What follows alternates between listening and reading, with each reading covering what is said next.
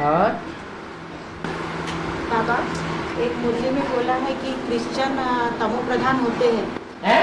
कि क्रिश्चियन तमो प्रधान होते हैं। क्रिश्चियंस, हाँ, तमो प्रधान होते हैं, किंतु सात्विक बुद्धि होने के कारण बाप को पहले पहले पहचान लेते हैं। क्रिश्चियंस तमो प्रधान होते हैं, किंतु सात्विक बुद्धि होने के कारण बाप को पहले पहले पहचान लेते हैं। तो तमो प्रधान की बुद्धि सात्विक होती है बाबा? कहते हैं नीम हकीमे खतरे जान। जो अधूरा हकीम होगा, अधूरा डॉक्टर होगा, तो अधूरी पढ़ाई कहेंगे या पूरी पढ़ाई कहेंगे? अधूरी पढ़ाई। बाबा की भाषा में चूहरे को हल्दी की गांठ मिल गई और वो पसारी बन करके बैठ गया। तो क्या पंसारी बन जाएगा? साबित हो जाएगा? नहीं। ऐसे ही जो विदेशी हैं वो बुद्धि प्रखर होने के कारण बाप को पहचान तो लेते हैं, लेकिन अंत तक पहचान कर निभा नहीं पाते। तो कहेंगे पूरा पहचाना है? नहीं पहचाना, पूरा नहीं पहचाना, इसलिए तो छोड़ देते हैं। पहचान करके छोड़ दे तो 100 गुना पाप चढ़ेगा। इससे तो अच्छा न पहचाना होता तो ज्यादा अच्छा था। कम से कम अंत में तो आता, लास्ट सो फास्ट जा सकता था। उस लिस्ट से भी मारे गए। इसलिए बुद्धि में है तो तीखे, लेकिन वो बुद्धि तामसी कहेंगे या सात्विक कहेंगे? तामसी बुद्धि है। और आधा में जाम, आधा में रैयत, इसका मतलब जाम कहते हैं राजा को, जो राज्य में जम के बैठता है। आधे में राजा माने सारी प्रजा, सारे राज्य की जो भी कमाई होती है, उस कमाई में आधे में राज परिवार पलता है और आधे में रैयत अर्थात प्रजा पलती है। इतना मर्तबा है राजाओं का, राजाई का। क्यों? क्योंकि राजाई की स्थापना भगवान करता है। इसलिए राजा बनना अच्छा है, लेकिन चंबे में ना आ जाए, क्योंकि जो मानव मत के चंबे में आ जाते हैं वो फिर राजा नहीं बनते, क्योंकि मनुष्य मत राजा बनाती ही नहीं है। मनुष्य सदैव मनुष्य को आधीन बनाता है और भगवान स्वाधीन बनाता है, राजा बनाता है। और बाबा, मुरली में कहा है कि पतित पावन सीताराम क्यों कहते, राम क्यों नहीं कहते? सीता का नाम इसलिए आगे है कि शीत माने ठंडा। स्वभाव संस्कार कैसा है? ठंडा स्वभाव संस्कार। जिसका स्वभाव संस्कार ठंडा होगा, शीतल होगा, उसमें ज्यादा विकार होंगे, या जिसमें गर्मी भरी होगी उसमें ज्यादा विकार होंगे? विकार ज्यादा किसमें होते हैं? गर्म में ज्यादा विकार होते हैं। तो शीतल, सीता तो है ही शीतल, चंद्रवंशी। चंद्रमा शीतल है और सूर्य गर्म है। ये सूर्यवंशी जितने भी मणके हैं, रुद्रमाला के मणके, ये गर्म स्वभाव के हैं या ठंडे स्वभाव के हैं? गर्म स्वभाव के हैं। इसलिए सब लंगड़े हैं। इनमें शीतलता नहीं है। और जो चंद्रवंशी निकलेंगे वो सब शीतल स्वभाव के होंगे। उनकी मुखिया तो और भी ज्यादा शीतल स्वभाव की। इसलिए वो शीतल स्वभाव वाली जब तक न निकले सहयोग के रूप में, तब तक राम वाली आत्मा भी पतितों को पावन नहीं बना सकती। और बाबा, 66 में सोमनाथिनी का पाठ बजाने वाली आत्मा यज्ञ में माउंट आबू में आ जाती है, तो हाँ, कौन सी आत्मा आ जाती है? कौन सा आ जाती है? कौन सी आत्मा आ जाती है? 66 में। वही आत्मा आ जाती है जिसके लिए मुरली में कहा है कि गीता का भगवान कृष्ण नहीं है, गीता का भगवान शिव बाबा है। ये एग्जाम में लिख दिया तो बच्ची को फेल कर दिया। सच्ची बात लिख दी या झूठी बात लिख दी? सच्ची बात लिख दी, झूठी दुनिया तो उसको फेल कर दिया।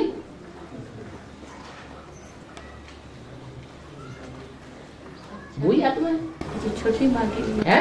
छोटी माँ के लिए हाँ, जो सोमनाथ मंदिर कौन सा साबित होता है? अरे एक ही मंदिर है जो राजा विक्रमादित्य की आत्मा ब्रह्मा बाबा के द्वारा माउंट आबू की धन संपत्ति लगाकर स्थापन किया जाता है, और सब सेंटर्स दूसरे लोगों के द्वारा खुलवाए हुए। एक सेंटर ऐसा था जो ब्रह्मा बाबा ने खुलवाया था। उस सेंटर में वो सोमनाथ और सोमनाथिनी साबित हो जाते हैं, क्योंकि सोम कौन है?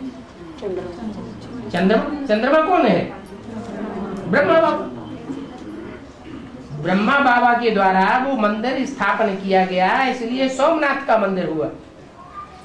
उस सोमनाथ के मंदिर में सोमनाथ के साथ सोमनाथिनी भी चाहिए। कोई मंदिर की स्थापना होती है तो पहले मूर्ति स्थापन करते हैं या पहले मंदिर बनाते हैं?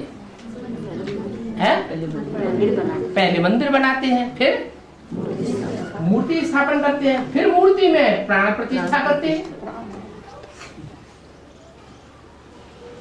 तो जब मम्मा ने शरीर छोड़ा तो मम्मा के स्थान पर कोई निमित्त आत्मा यज्ञ में आ चुकी थी, और जब बाबा ने शरीर छोड़ा तो उसी वर्ष कोई निमित्त आत्मा यज्ञ की सरपरस्त यज्ञ में आ चुकी थी। वो ही राम सीता वाली आत्मा है, सोमनाथ या सोमनाथ नहीं। और बाबा प्रजापिता मुरली सुनाते हैं तो ब्रह्मा कभी कभी सुन लेते हैं। प्रजापिता मुरली नहीं सुनाते हैं, मुरली सुनाने वाला शिव बाबा है। शिव बाबा सुनाते हैं। हाँ, तो वो सुन लेते हैं, तो फिर गुलजार दादी के तन में आते हैं, है? तो फिर यहाँ की बातें बोलना चाहिए ना, क्योंकि ब्रह्मा की ये आत्मा जो है जब शरीर नहीं छोड़ा था तो उनकी 3 स्टेजेस थी। एक साकारी स्टेज, एक आकारी स्टेज और एक बिंदु रूप निराकारी स्टेज। जब उनका शरीर छूट गया तो साकारी स्टेज खत्म हो गई। कौन कौन सी स्टेज रह गई? आत्मा की आकारी और निराकारी। तो जब राम वाली आत्मा जो सारी सृष्टि का बीज है, निराकार बीज होता है, बाप निराकार को कहा जाता है, उस निराकारी बीज रूप आत्मा के संग में आती है तो निराकारी बन जाती है। उस समय निराकारी, फिर जब उसमें से निकलती है और गुलजार दादी में प्रवेश करती है तो आकारी बन जाती है। ये बातें उसको याद नहीं रहती। तो आकारी बन जाने के कारण जो है उस आत्मा में तो वो निराकारी ज्ञान उड़ जाता है, निराकारी स्टेज ही उड़ गई, इसलिए वो ज्ञान नहीं रहता। और फिर नीचे कब बैठेगा तुम? है? नीचे है? बाप पर नीचे बैठेगा, हाँ, फिर कब कैसे बैठेगा? जब गीता का भगवान कृष्ण नहीं, मैं कृष्ण आत्मा गीता का भगवान साकार में नहीं। हाँ, तो गीता का था नहीं तो कभी ये था? नीचे कब बैठेगा उनको? हाँ, ये निश्चय तभी बैठेगा जब के कोई व्यक्ति थक जाता है, चारों तरफ भटक भटक के थक जाता है, तो आखिरी नाक रगड़ के बैठ जाता है। अच्छा, ये सही। ऐसी होती है भक्तों की हालत। और बाबा जी, जो अपने काम की बातें नहीं है और कभी अपने को पसंद भी नहीं है, फिर भी वो सामने आती है, तो ये कैसे हिसाब है? 63 जन्मों का हिसाब किताब नहीं है। इस जन्म में काम की बातें नहीं है, कितनी इस जन्म में पसंद नहीं है क्या? 63 जन्मों में पसंद नहीं थी? 63 जन्मों में पसंद रही होंगी, इसलिए सामने आ रही।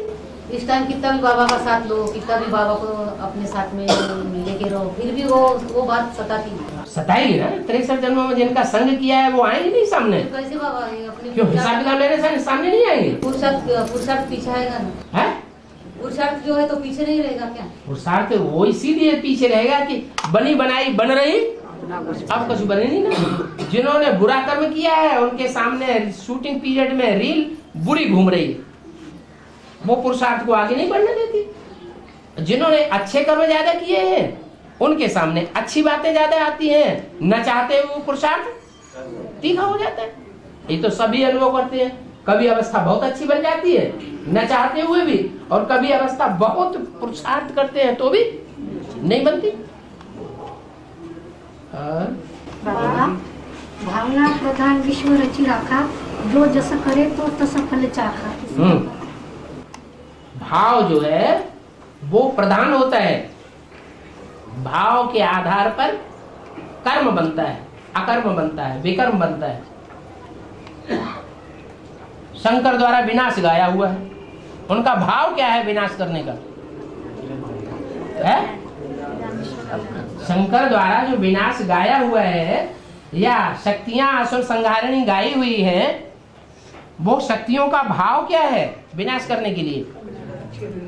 कल्याण का भाव है या कल्याण का भाव है? कल्याण का भाव।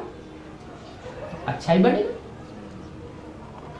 कोई भी कर्म है, कर्म करने के पीछे भाव क्या है वो देखा जाता है।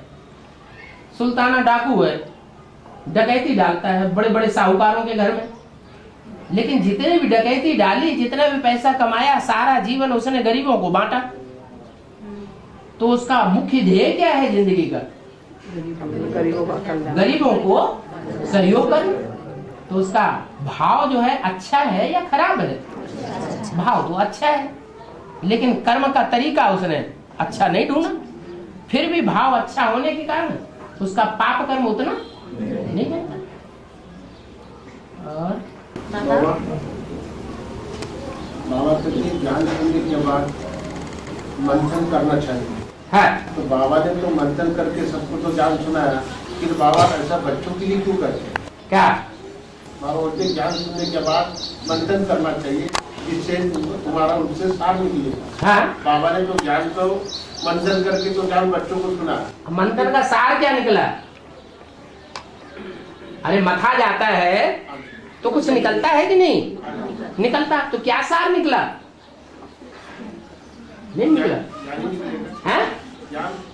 ज्ञान का ही तो मंथन किया, उसका सार क्या निकला वो तो पता ही नहीं है आपको। उसका सार निकला राम वाली आत्मा और राम के नजदीकी जो संबंधी सीता वाली आत्मा, और जो भी 8 बच्चे हैं नजदीकी, उन सबके पार्ट खुल गए। तो ये सार निकला ना, है? ऐसे ही हर आत्मा अगर मंथन करेगी तो उसकी जो अपनी अपनी दुनिया, अपने आत्मा रूपी सितारे में बसी हुई है, वो दुनिया प्रत्यक्ष हो जाएगी, वो सार निकलेगा। हर आत्मा को ये मंथन करना चाहिए। मंथन करेंगे तो सार जरूर निकलेगा। हर सितारे में अपनी अपनी दुनिया बसी हुई है या नहीं बसी हुई है? अरे हमने 84 का चक्कर लगाया, तो 84 के चक्र में हमारे संसर्ग संपर्क में वही आत्माएं आई होंगी जो राम वाली आत्मा के साथ आई होंगी, या कोई दूसरी भी होंगी? है? हमारी दुनिया कुछ अलग होगी ना, भिन्न होगी ना। तो वो अलग दुनिया कौन सी होगी वो हमको पता चलना चाहिए कि 84 जन्मों में हमने कौन सी आत्माओं के साथ क्या क्या, कैसा कैसा, कहां कहां, किस स्टेज में पार्ट बजाया। अगर ये पता नहीं है तो हमारा मंथन अधूरा है। अधूरा मंथन है, इसका मतलब पार्टधारी जो आत्मा है वो बेवकूफ है या होशियार है? बेवकूफ। बाबा, अलौकिक सोने की जंजीर में बंधे होने के कारण, मुरली में बोला है कि अलौकिक सोने की जंजीर में बंधे होने के कारण कन्याओं का झुंड नहीं बनता। तो ये अलौकिक सोने की जंजीर क्या है बाबा? आपस में एक दूसरे के साथ ज्यादा निभाना, ज्यादा अटैचमेंट में आना, यही सोने की जंजीर है। जो लौकिक संबंधी हैं उनसे तो बुद्धियों को टूट गया, क्योंकि एक जन्म का संबंध है। और जो ब्राह्मणों की दुनिया में जो संबंधी हैं, जिनके संबंध में आना पड़ता है, संपर्क और संसर्ग में आना पड़ता है, जीवन में नजदीक आना पड़ता है, कर्मों में, वाचा में, तो उनको हम ये समझते हैं कि हमारे 84 जन्मों के संगी साथी हैं।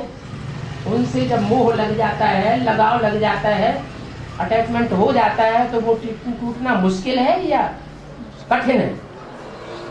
एक जन्म का टूट गया, वो आराम से टूट गया ज्ञान मिलने के बाद। लेकिन ये जो अनेक जन्मों का हिसाब किताब बनता है यहाँ, वो फिर तोड़ना कठिन हो जाता है। ये सोने की जंजीर हो गई, ज्यादा कास्टली हो गई। और गाँव में आते तो है, लेकिन कुछ दिन के बाद में मुझे बताने के बाद में वो निकल जाते हैं वहाँ से, उसके मतलब से। हाँ, तो गुजरात दादी को ये पता फिर कैसा लगता है? दोबारा पढ़ती है मुरली कि मेरे शरीर में उनको मुरली दोबारा पढ़नी दी जाती है उनको, कि देखो तुम्हारे द्वारा ये वाणी चलाई गई। वो पढ़ती है दोबारा, तब उन्हें पता चलता है कि हमारे द्वारा ये वाणी चली। बाबा गुजरात दादी से एडवांस में आएंगी कि नहीं? एडवांस सच्चाई को कहा जाता है या झूठ को कहा जाता है? शक्ति ही एडवांस है। एडवांस उसे कहा जाता है जो सच्चाई सर के ऊपर चढ़ करके बोले। क्या? उसको कहते हैं सत्य। सत्य जो है वो कभी नाक नहीं रगड़ता है जिंदगी भर। सच्चाई के सामने सबको झुकना पड़ता है। तो एडवांस को सारी दुनिया मानेगी या कोई दुनिया में ऐसा रह जाएगा जो ना माने? सारी दुनिया को मानना पड़ेगा। बाप को तो पहचानना पड़ेगा। बाप की पहचान हुई, मैंने एडवांस में आया। बाप की पहचान नहीं है तो ब्रह्मा कुमार हो सकता है, प्रजापिता ब्रह्मा कुमार नहीं हो सकता। बाप की पहचान हुई माने प्रजापिता ब्रह्मा कुमार हो गया, एडवांस में आ गया। बाबा ये शनिश्वर में जो शनि महात्मा बोलते हैं, और शनिश्वर एक मानना, शनि सिंगापुर जो है कि नहीं? क्या? शनि सिंगापुर गाँव है। शनि सिंगापुर गाँव है। वहाँ पर वो कुछ लोग वहाँ पे मेले के लिए जाते हैं, तो उसको बहुत भारी देवता मानते हैं। तो वो उसके किसकी यादगार है? शनि का मंदिर है महाराष्ट्र। शनिदेव का मंदिर है ना, तो शनिदेव की यादगार है। बाबा, राम ही रावण बनता है और कृष्ण ही कंस बनता है, तो ये कृष्ण ब्रह्मा वाली आत्मा के लिए है या संगमगी कृष्ण के लिए है? संगमी की कृष्ण है, उसमें ब्रह्मा वाली आत्मा नहीं है मौजूद। बाप और बच्चा मिलकर के एक हो जाता है, एक स्वभाव संस्कार का हो जाता है, या अलग अलग स्वभाव संस्कार रहता है। संगम युगी कृष्ण का मतलब क्या? किसका संगम? बाप और बेटे का संगम। बाप और बेटा दोनों के संस्कार मिलकर के एक हो गए।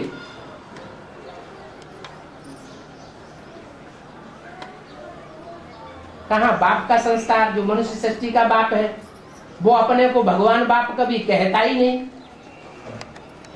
मुरली में, कैसेट में, या वाचा में, या चिट्ठियों में कहीं साबित ही नहीं होता।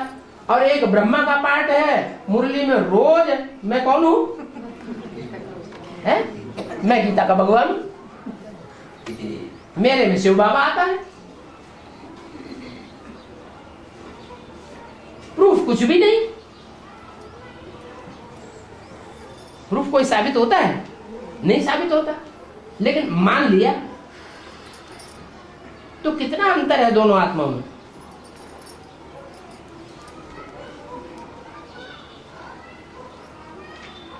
बाबा मुरली तो एक बाप ने ही सुनाई, फिर भी वो यकीन क्यों नहीं कर रहे? बाप ने सुनाई फिर भी कोई यकीन क्यों नहीं कर रहे? वो क्या है वो उधर वाली हैं? विकी वाली। आपने जल्दी एकदम यकीन कर लिया था क्या? हैं? आपने भी तो टाइम लगाया था ना। हमारी बात अलग है बाबा जी। आप उनकी बात अलग है। आपने थोड़ा टाइम लगाया, उन्होंने ज्यादा टाइम लगाया। आपने जो टाइम लगाया उसमें 100% निश्चय बुद्धि तो कोई नहीं बना। कोई बना है? कोई नहीं बना।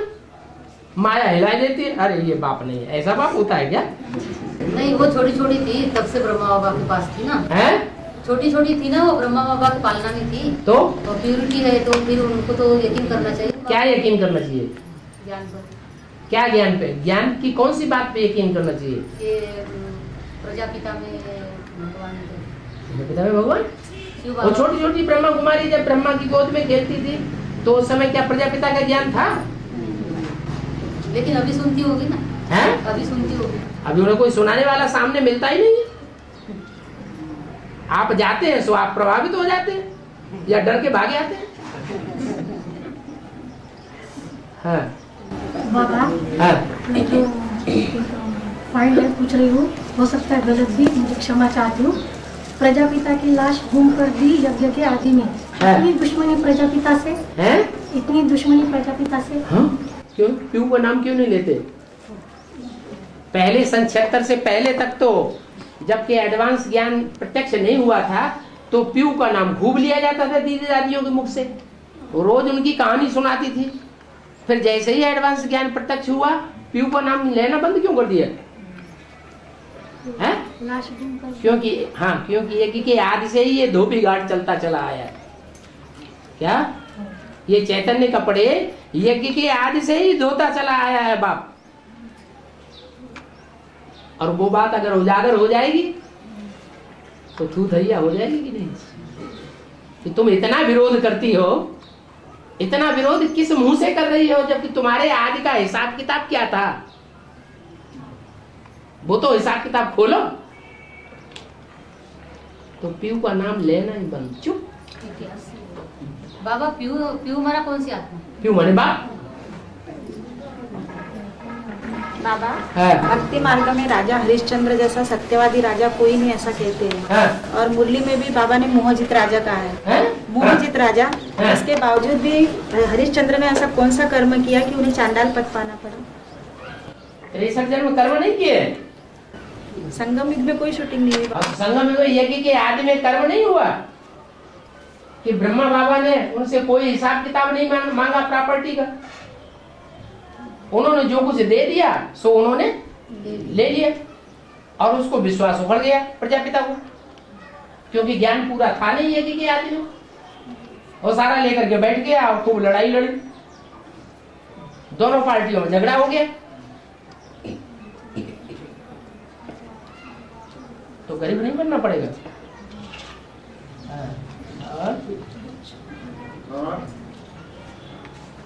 बाबा कहते हैं देवता तो बुद्धू होते हैं, फिर ज्ञान तू बच्चे लेते हो तो ज्ञान की फिकर फिर देवता कैसे बनेंगे? फिर ज्ञान लेकर तुम भी तो बुद्धू बनोगे। ज्ञान का सार क्या है प्रैक्टिकल में?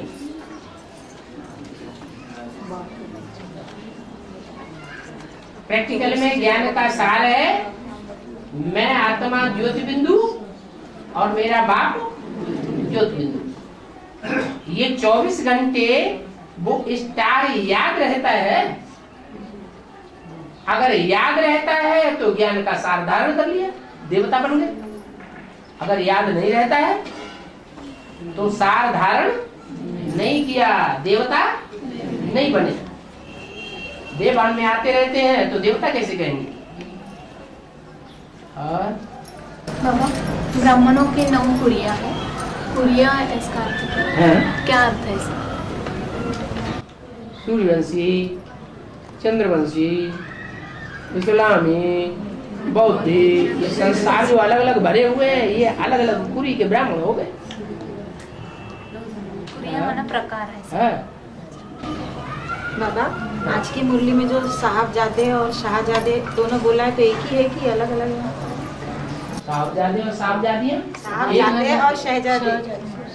शहजादे बनेंगे सतयुग में, नई दुनिया में, वहां शाह होगा। क्या शाहनशाह कोई अभी इस दुनिया में है?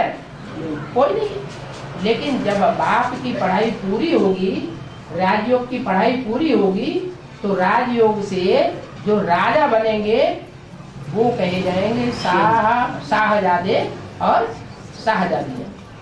अभी हम क्या हैं? अभी हम साहबजादे और साहबजादियाँ हैं। साहब हमारा है, जब साहब को तो सुख मिले, एक जुबावा दूसरा न कोई, ये हमारा साहब है। आज दुनिया में नौकरी करते हैं ना, जो भी नौकरी करते हैं, तो नौकरी करते समय जो हेड होता है उसको कहते हैं बॉस। क्या कहते हैं? बॉस।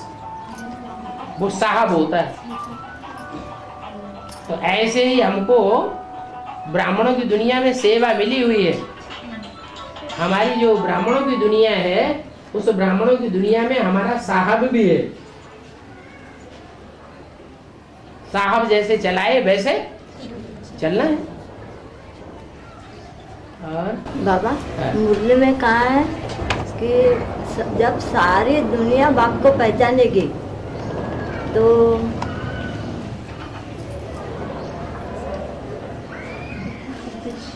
तो उनके बच्चे भी सतयुग में आएंगे।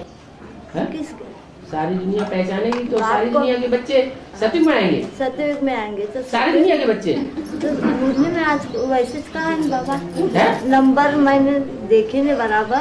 तो सतयुग के आखिरी में तो 2 करोड़ ही जनता रहती है, तो सारी दुनिया के बच्चे कैसे आएंगे वहाँ? क्या बोल रही है? उल्टा पलटा बोल रही है। पहले दोबारा पढ़ो, ठीक ठीक बोलो। बाबा सारी दुनिया पहचानती है, पूरा एक जैसा नहीं पहचानती है। पहचानने वाले जो होते हैं वो नंबरवार होते हैं या एक जैसे होते हैं? जो नंबरवार जितना पहचानेंगे उतना ही प्राप्ति करेंगे। बाप की पहचान ही मुख्य है। जिसने जितना ज्यादा पहचाना होगा वो दूसरों को पहचान भी उतनी जास्ती देगा। जितनी जास्ती पहचान देगा, जितनी जास्ती सेवा करेगा, उतना ऊंच पद पावेगा। तो सब थोड़े ऊंच पद पावेंगे। और हाँ बाबा, सतयुग जब शुरू होगा तो जो ये कलयुग के लोग हैं तो उनको वो सतयुग कुछ दिन के लिए देखने के लिए मिलेगा। जो बाहरी लोग हैं, कलयुग माने कलह कलेश की दुनिया के लोग, जो कलह कलेश की दुनिया के लोग हैं वो रावण संप्रदाय है या राम संप्रदाय है? तो कैसे राम संप्रदाय की दुनिया को देखेंगे? सुनेंगे सिर्फ कि हाँ ऐसा कोई पैराडाइज है, ऐसा कोई स्वर्ग है, ऐसी कोई जन्नत है, लेकिन उनको शरीर छोड़ने के पहले देखने के लिए नहीं मिलेगा। ऐसा पुरुषार्थ ही नहीं किया है। 84 पूरे जन्म लेने वाले होंगे तो देखेंगे। पूरे 84 जन्म के चक्कर में आते ही नहीं है तो देखेंगे कैसे? हाँ, जब ज्ञान कंप्लीट हो जाएगा है? जब ज्ञान कंप्लीट हो जाएगा तो कोई अनन्य बच्चों से भूल न होगी, तब माला के दाने अनन्य बच्चों से भूल न होगी, भूल नहीं होगी, भूल हाँ, तब माला के दाने बनेंगे। ठीक है। अनन्य बच्चे, अनन्य माने जैसे और कोई न हो, उन जैसे दुनिया में और कोई न हो, उनको कहेंगे अनन्य, माला के मड़के। और बाबा मुरली में कहा है कि आत्मिक स्थिति में रहते हुए यदि कोई किसी की हत्या भी कर दे तो भी पाप कर्म नहीं होता। तो आत्मिक स्थिति में रहते हुए पाप कर्म कैसे हो सकता है? आत्मिक स्थिति में रहते हुए भी पाप कर्म हो सकते हैं? जो आत्मिक स्थिति वाला होगा उसका भाव श्रेष्ठ होगा या गिरा हुआ भाव होगा? फिर पाप कर्म कहाँ से बन जाएगा?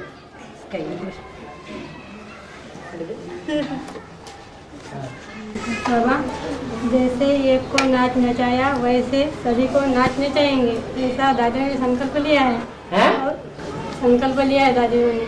दादी दादी ने। और जिनको नचाना है उनको अंदर में 4 बातें लानी है, वो कौन सी? क्या समझा तुमने? समझा? जैसे एक को नाच नचाया है वैसे सभी को नाच नचाएंगे। और जिनको नचाना है उनके अंदर में 4 बातें लानी है, वो कौन सी? दादी का ऐसा संकल्प। दादी का संकल्प है। जैसे और दादी के महावाक्य पढ़ती रहती है। मुरली में आया है। मुरली में नहीं आया है, तो दादी का वाक्य पढ़ोगे तो मुरली की थोड़ी कहेंगे उसे। हाँ।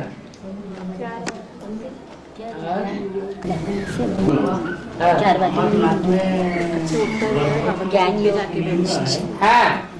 तो बना बनाया है तो बना है, किसी ने बनता है वो। बनता है। मुरली में बाबा ने बोला है कि बाबा एक बार अमरनाथ में गया, वहां गुफा में घुस करके देखा सवेरे 4 बजे, तो कोई ब्राह्मण बच्चा बर्फ का लिंग बना रहा। तो बना बनाया होता है या बनाना पड़ता है? और ब्राह्मण बच्चा देखा वहां, इसका मतलब ब्राह्मणों की दुनिया में भी कोई ब्राह्मण बच्चा होता है जो प्रैक्टिकल में बर्फ का लिंग बाबा की याद में बनाता है, जिसकी संसार में पूजा होती है। ये बाबा का इशारा है। बाकी बिना बनाए कुछ नहीं होता सुषमा में आराम भी करते बोलते हो है क्या? अमरनाथ में हाँ, जहाँ शिवलिंग होता है हाँ, तो वहाँ आराम करते बोलते हो। कौन आराम करते? कौन आराम करते? कबूतर? कबूतर आराम भी करते हैं, गंध भी करते हैं। और बाबा बलराम विष्णु का बड़ा भाई दिखाया है, तो बलराम बड़ा भाई दिखाया। हाँ, और राम वाली आत्मा तो अभी संगम में लक्ष्मी नारायण बनने वाली है। लक्ष्मी बनेगी, जन्म देगी कृष्ण को। तो पहला पत्ता तो कृष्ण है, राम बड़ा भाई कैसा दिखाया है? पहला पत्ता है, पत्ते को जन्म देने वाला बीज तो नहीं है। बीज बाप को कहा जाता है या पत्ते को बाप कहा जाता है? बाप को बीज कहा जाता है। तो बीज है राम बाप और पत्ता है कृष्ण। हाँ, वही बलराम। किसका राम? किसका बल है? राम का बल है। कृष्ण में जो बल आया, जो सतयुग का प्रिंस बना, उसमें वो बल किससे आया? उसे किसने पैदा किया? राम ने पैदा किया, तो बलराम हुआ। बाबा भरत की भक्ति इतनी श्रेष्ठ दिखाई है कि राम वनवास में जाते हैं तो वो उनकी पादुका की पूजा करके बैठते हैं। तो वो भरत वाली आत्मा को, भरत वाली आत्मा वही जो राम वाली आत्मा का एडवांस में आने के बाद भरण पोषण करती है पहले नंबर में। अभी भी है एडवांस में, है अभी है एडवांस में। अभी तो विरोधी है, तो विदेशी आत्मा है, इस्लाम धर्म की बीज है। शुरुआत में उसने पहचाना, बाप को पहचाना और उसकी पालना की, और कोई ने न पहचाना न उसकी पालना की। इसलिए विश्व भरण पोषण कर जोई ताकर नाम भरत सोई। फिर भी पूरा पद पालेंगे हैं? फिर भी ऊंचा पद पालेंगे। कहाँ ऊंचा पद हुआ? इस्लाम जब राजगद्दी का चित्र दिखाया जाता है तो दास दासी का काम कर रहे हैं कि ऊंचा पद पाया हुआ है? अभी कर हैं? लेकिन सतयुग में तो आएंगे ना। सतयुग में आना ऊंचा पद होता है। सतयुग में आए और प्रजापति में चला जाए तो ऊंचा पद होता है। लास्ट के जन्म में कोट पतलून मिल जाए, ऊंचा पद मिल जाए, उसको ऊंचा कहेंगे? प्रजा पद पाएंगे। और क्या, राजा पद पाएंगे? सदगुरु निंदक ठौर न पावे। पहचाना तो फिर पहचानने के बाद अगर निंदा कराई तो पद पावेगा? पद थोड़ा ही पा सकता है। बाबा एडवांस की आत्मा बाबा भट्टी करके बाप से मिलके बाप को हाथ छोड़ देती है, तो क्या ऐसी आत्मा शरीर छोड़ने के बाद पुनः ज्ञान में आती है? क्यों नहीं आएगी? ज्ञान उठा सकती है, ज्ञान भी उठाएगी लेकिन पद कम पाएगी, क्योंकि पूर्वजन्म के जो छोड़ने के संस्कार उसके अंदर विद्यमान है। जो छोड़ता है वो कुछ न कुछ ग्लानि भी करता है, ग्लानि करने के संस्कार विद्यमान है। प्रजा का पद कहाँ महसूस होगा? संगम पर? प्रजा उसे संगम पर जो प्रभावित होते हैं औरों से वो प्रजा पद में जाते हैं। तो वो आत्मा को महसूस होगा? अभी महसूस नहीं होता है। इन्होंने कोई बात कह दी, हमारे कान में लग गई, सर दर्द कर रहा है, बहुत परेशानी पैदा हो गई, इसने हमसे ऐसा क्यों कह दिया, हमें बड़ी फीलिंग आ रही है, सारा टाइम वेस्ट हो गया, वो साथ करना खत्म हो गया, 24 घंटे वही बात याद आ रही है, तो प्रजा बन गया ना, प्रभावित हो गया ना। तो ये संगम की बात है। संगम में अनुभव होना चाहिए कि हम प्रजा बनने वाली आत्मा है, प्रभावित होने वाली आत्मा है। प्रभावित होना माने प्रजा, नहीं तो शिव बाबा जिस तन में प्रवेश करता है उसका सारी दुनिया विरोध करती है, सारी दुनिया ग्लानि करती है। दुनिया वाले ग्लानि करते हैं, रिश्तेदार ग्लानि करते हैं, मोहल्ले वाले गांव वाले ग्लानि करते हैं, बीके वाले ग्लानि करते हैं, अखबारों में सारी दुनिया ग्लानि करती है, टीवी ग्लानि करती है, तो प्रभावित होता है, हैं? माथा ठोकता है बैठ करके,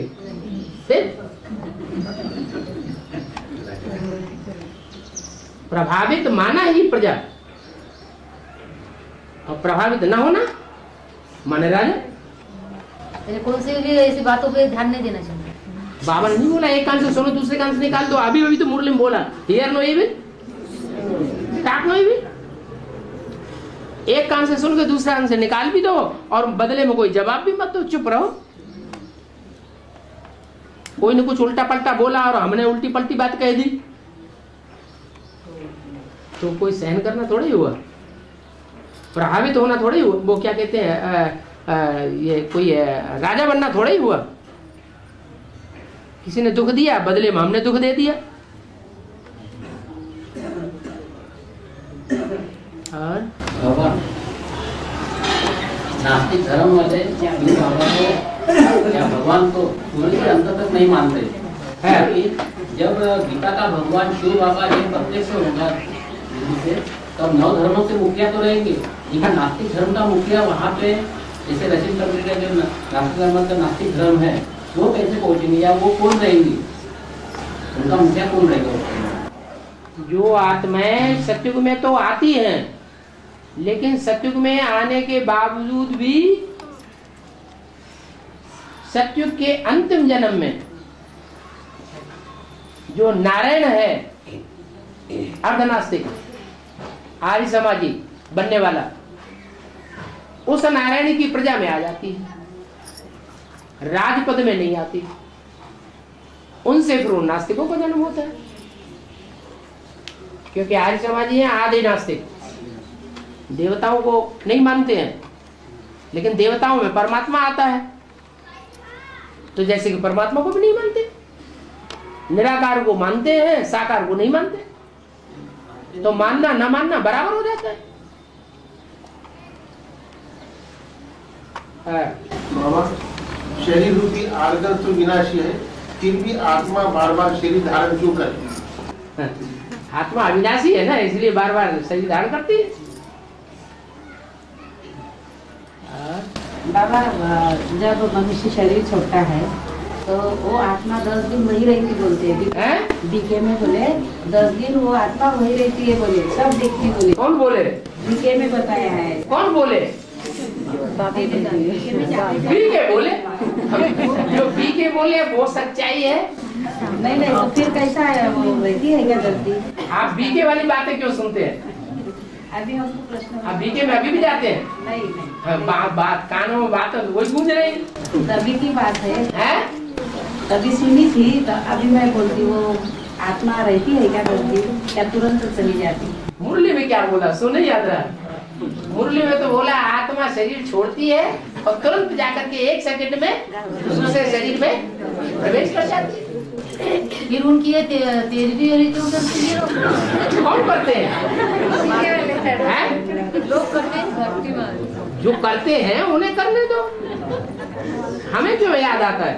नहीं याद नहीं आता। हम उनसे प्रभावित क्यों होते हैं? ये कहाँ का आधार किए होंगे उन्होंने? भक्ति मार्ग में जो कुछ करते हैं वो सब बुद्धूपना करते हैं, बिना सोचे समझे करते हैं। लेकिन बाबा कोई श्रेष्ठ आत्मा होंगी पहले से, द्वापर से, उन्होंने ही रस्म लगाए होंगे ना। जो द्वापर युग से हुए वो श्रेष्ठ आत्माएं थे। श्रेष्ठ यानी अभी की जो श्रेष्ठ आत्माएं हैं। द्वापर युग से जितने भी पैदा हुए वो सब भ्रष्टाचारी पैदा हुए या श्रेष्ठाचारी? तो श्रेष्ठ क्यों कहते हैं? नहीं, लेकिन नीवर जो होते होंगे ना, तो यहाँ के सतयुग के जो देवात्माएं, देवात्मा तो खत्म हो गए द्वापर युग के आदि में। द्वैतवादी शुरू हो गए, दो मतें मानने वाले, वो तो भ्रष्ट मत वाले हो गए, भ्रष्टाचारी हो गए। दूसरों के हिंदू लोग तो अक्सर करके सारे हिंदू प्रभावित हो गए दूसरे धर्मों से। बाबा सतयुग और पवित्र दुनिया भारत में होती है, लेकिन वो पवित्र जो आत्मा है भारत में रहने वाली की, ये कलयुग और द्वापर युग में और देशों में क्यों होती है? क्योंकि कच्चे ब्राह्मण उसमें भरे पड़े। जो कच्चे ब्राह्मण है यहाँ कन्वर्ट होते हैं, यहाँ शूटिंग हो जाती है, तो वहां भी ड्रामा में कन्वर्ट नहीं होंगे। यहाँ प्रैक्टिकल में देखने में आता है ना, एक बाप को मान लिया, निश्चय पत्र लिख के दे दिया, स्टाम्प पेपर पे लिख करके दे दिया, फिर बाद में ये हमारा बाप नहीं है, ये विरोध करने लगे, ग्लानि करने लगे, तो दूसरों से प्रभावित हो गए ना, माने दूसरे की प्रजा बन गए। अगर यहाँ कन्वर्ट होंगे तो वहां भी कन्वर्ट होते हैं। बाबा मुरली में कहा है कि आखिरी जब हलचल मचेगी तो बाप पर निश्चय आ जाएगा। अभी नहीं आता है निश्चय, अभी भी तो निश्चय आता है। नहीं, उतना नहीं आता ना बाबा।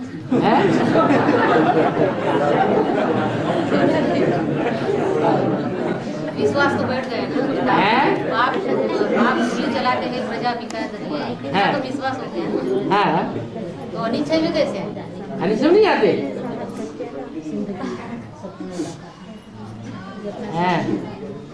और यादगार जो बनी हुई है कि एक ही सितारा है जो अटल रहता है, अपना स्थान छोड़ता नहीं है, भटकता नहीं, और बाकी सब इस सितारे भटकते रहते हैं, स्थान बदलते रहते हैं, स्थायी नहीं रहते। मनसा से ही होता है, मनसा में वो माया संकल्प विकल्प रात लाती है, तो वो जो चक्कर काटने वाली बुद्धि हो गई तो सारे ही चक्कर काटने वाले हो गए ना।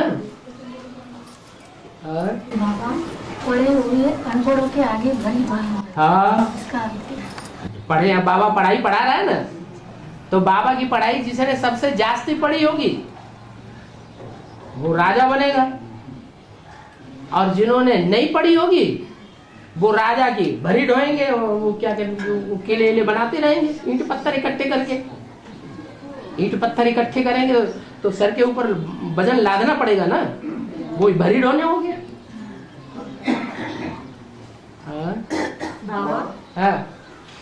भक्ति मार्ग में कहते साक्षात्कार, तो एक भक्ति मार्ग की निशानी है। ये बाबा ये भी कहते हैं कि आगे चलकर तुमको साक्षात्कार तुमको भक्ति मार्ग में कहते साक्षात्कार भी तो बाबा ने दो तरह के बता दिए, एक बुद्धि का साक्षात्कार और एक बंद आंखों का साक्षात्कार। तो जो बाबा के बुद्धिमान बाप के बुद्धिमान बच्चे हैं उनको बुद्धि का साक्षात्कार होगा, जो माया के बच्चे हैं, भक्ति मार्ग वाले बच्चे हैं उनको बंद आंखों का साक्षात्कार होगा, जिनकी बुद्धि नहीं चलती है उनको बुद्धों का साक्षात्कार होगा, बंद आंखों वाला। जिनकी बुद्धि चलती है उनको तीसरे नेत्र का साक्षात्कार होगा। बाबा सतयुग में जो देवता होंगे तो उनके वस्त्र होंगे तो बाबा ने उनको धोना नहीं पड़ता क्या? वस्त्र देवता लोगों के जो वस्त्र होते हैं तो उनको धोने की जरूरत नहीं, और उनको शरीर रूपी वस्त्र नहीं होता है। नहीं, वस्त्र होते हैं, शरीर रूपी वस्त्र होता है ना। हाँ जी। हाँ, तो स्नान नहीं करते हैं? नहीं, धोना नहीं करने की जरूरत अरे स्नान करते हैं माने धोना हो गया ना। झरना गिर रहा है, गए और नहा लिए, तो स्नान, ये कपड़ा का धोना नहीं हुआ। नहीं भी शरीर वस्त्र नहीं। हाँ, और कौन सा वस्त्र? मकान किस लिए बनाया जाता है? कपड़े किस लिए पहने जाते हैं? कोई कारण होता है तब कोई काम किया जाता है, बिना कारण के किया जाता है। वस्त्र इसलिए पहने जाते हैं कि मनुष्य जो है वो अपने उन अंगों को ढकना चाहता है जिन अंगों से गुप्त काम करता है। जानता है ये चोरी चकारी का काम है, भिखारी काम है, तो उन अंगों को ढकता है, तो कपड़े बनाए। कपड़े इसलिए बनाए जाते हैं कि सर्दी पड़ती है, गर्मी पड़ती है, बरसात पड़ती है, तो उससे बचने के लिए कपड़े पहनते हैं। तो कोई कारण होता है इसलिए कपड़े। और सतयुग में तो वहां न सर्दी होगी न गर्मी होगी, वहां देहाभिमान भी नहीं होगा, वो भ्रष्ट इंद्रियां भी नहीं होगी जिनसे भ्रष्ट कर्म साबित हो। तो कपड़ों की क्या दरकार? इतना बढ़िया शरीर रूपी वस्त्र मिला हुआ है। यहाँ तो देखो वस्त्र कैसे है, कहीं पेट मोटा, कहीं आंखें अंदर, कहीं दांत बाहर, कहीं गाल फुटती है, तो यहाँ वस्त्रों की दरकार होती है। और वहाँ आनंद तो खुशी मिलेगी क्या बाबा?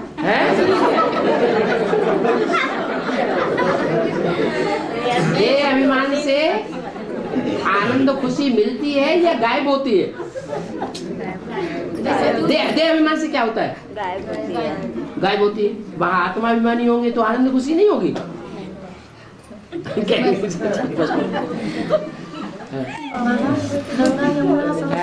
गंगा यमुना सरस्वती तीन नदियों का संगम कहाँ है? हाँ। तो ये तीन नदियों का आपस में क्या कनेक्शन है?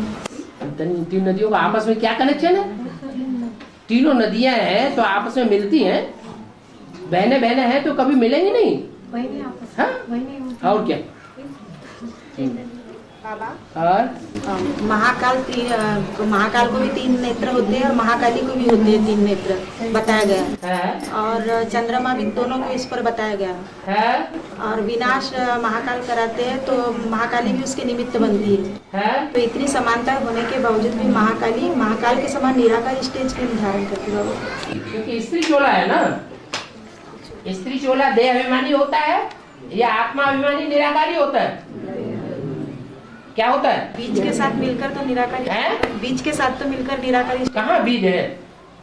धरणी, मैंने वही हुआ कि धरणी बीज के साथ मिलकर निराकारी स्टेज। कहाँ बीज बन गई? बीज के साथ मिली कहाँ? मानो महाकाली है तो बीज के साथ कहाँ मिली? सुप्रीम सोल ही तो प्रवेश करता है। सुप्रीम सोल तो ब्रह्मा में भी प्रवेश करता है। बाबा, सांप को कान नहीं होते हाँ। तो बेहद में अर्थ क्या है इसका? हाँ, जो सांप जैसे विकारी होते हैं ना, कोई जैसे सांप होता है ना, शंकर जी को सांप दिखाई जाते हैं, विष्णु को सांप दिखाई जाते हैं। तो सांप जो है विकारों की निशानी है। तो जो विकारी होते हैं, जब विकार का आवेग आता है तो विकार में अंधे हो जाते हैं। कहा जाता है कामांध, कहा जाता है क्रोधांध, कहा जाता है लोभांध, कहा जाता है मोहांध। अंधे हो जाते हैं ना, किसी की बात सुनते हैं? है? कोई कितना भी समझाए, अरे भैया शादी न कर, बर्बादी हो जाएगी, वो मानते हैं फिर? नहीं मानते। तो सांप को कान नहीं होते।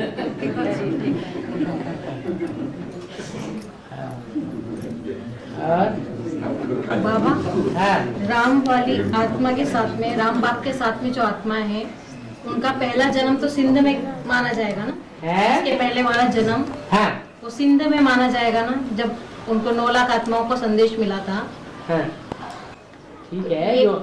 जो पहले जन्म में सबसे ऊंचा होता है वो लास्ट जन्म में सबसे नीचे भी गिरना चाहिए।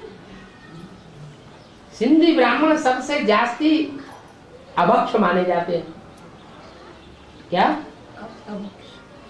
देखो ब्राह्मणों में जो शादियां होती हैं कन्याओं की, तो ब्राह्मण पूरब की तरफ जाते हैं बच्चा लड़का ढूंढने के लिए या पश्चिम की तरफ जाते हैं?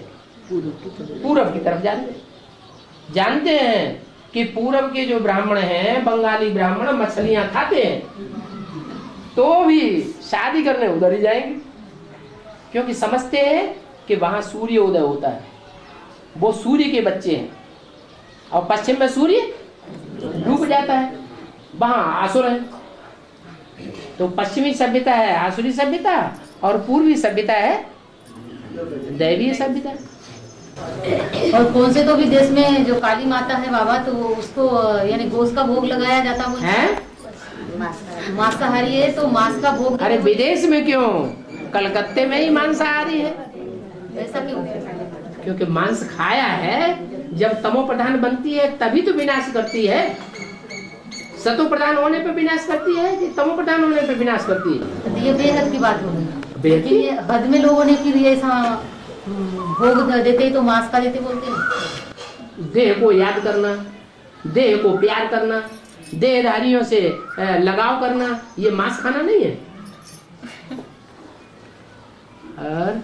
और ब्रह्मा को 1000 भुजा दिखाते हैं और शंकर और विष्णु को 1000 भुजा नहीं दिखाते, क्यों? ब्रह्मा प्यार भरे स्वभाव वाला है कि धक्का मारने वाला है? जो प्यार